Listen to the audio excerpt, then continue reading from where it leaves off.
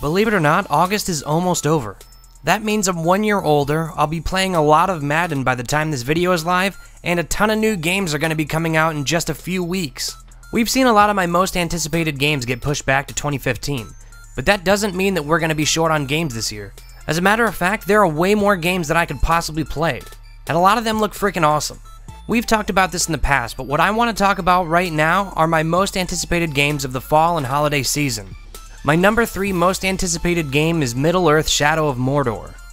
A game that I was incredibly skeptical about when it was first announced. Shadow of Mordor is set in the Lord of the Rings universe, and I could not care less about the lore. What I am interested in is a combination of Assassin's Creed's traversal mechanics, Batman combat, and incredibly unique AI behavior with the Nemesis system. One of the main points of Shadow of Mordor is the hierarchy of the orc army and your ability to infiltrate, wipe out, or control it based on your actions. Maybe you want to take control of the lower level orcs and make them ascend through the ranks to gain followers to do your bidding. Maybe you want to take on the higher ups head on and take them out before they become a problem. Or maybe you screw it up entirely and give an orc the promotion of a lifetime by killing you, and thus creating a personal vendetta between you and that orc who will undoubtedly remember your face. All of this is possible and it sounds incredibly fresh, and based on the previews that we've seen so far, it looks like it actually works. My number 2 most anticipated game is Far Cry 4. Far Cry 3 was one of my favorite games of 2012, and it did an incredible job of making me feel like the craziest stealth badass. Far Cry 4 is looking to deliver the same feeling with more varied terrain, more psychotic baddies, and an even bigger and crazier arsenal than ever before. Plus, you can ride elephants, so obviously it's gonna be pretty awesome. I love tracking down the enemies and taking them down silently. From a distance or up close and personal, the Far Cry series does such a great job of making me feel like a one-man army. Not to mention the crazy interactions between the NPCs and the dangerous, carnivorous animals roaming the open world that can either ruin your day or be used to your advantage.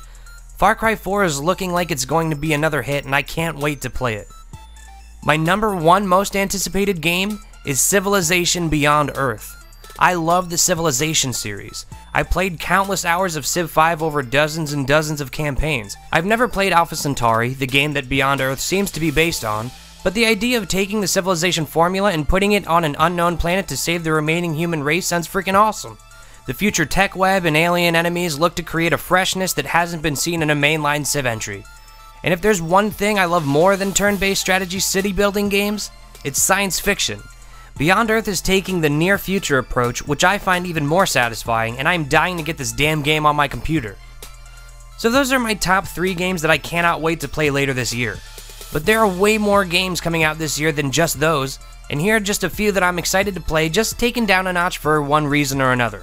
Destiny looks great, and seeing as you're watching a video about video games, I'm gonna assume that you already knew that.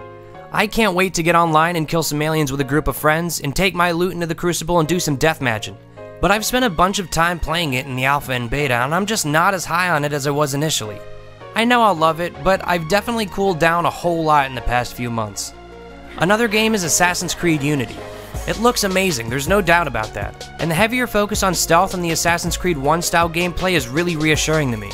But I can't shake that Ass Creed fatigue that I've been feeling since Assassin's Creed 3. And don't get me wrong, I loved Black Flag, but I just have played a lot of Assassin's Creed recently, and it's not as easy to drum up the same kind of excitement anymore, especially when Shadow of Mordor looks so freaking cool. And lastly, The Sims 4 is a game that I will absolutely play. I've been pretty vocal about my disinterest in the wackier aspects of the Sims series, and Maxis seems to be doubling down on all of them in this new installment, which makes me a little apprehensive. Oh, and you remember SimCity? Yeah, Maxis has a lot to prove right now. I'm cautiously optimistic for this game, and I know I'm gonna play it, but I don't know how I feel about it just yet. That's not to say that these 3 games I just mentioned aren't going to be as good or enjoyable as they promise to be. I just put them in a secondary list because they've given me a reason to be a little less excited than I wanted to be. In any case, those are 3 games that I'm dying to play, and 3 games that I'm really wanting to play. Or in other words, $360 worth of video games that I'll be buying in the very near future. 2014 has been pretty damn good to me so far, and it feels like we've only just scratched the surface. Regardless of what you're interested in, it looks like you're going to be covered this year. So what are your most anticipated games? It's impossible not to be excited about something. Let us know in the comments below. I've been Mike Feyrer for Fish Tuxedo. See you next time.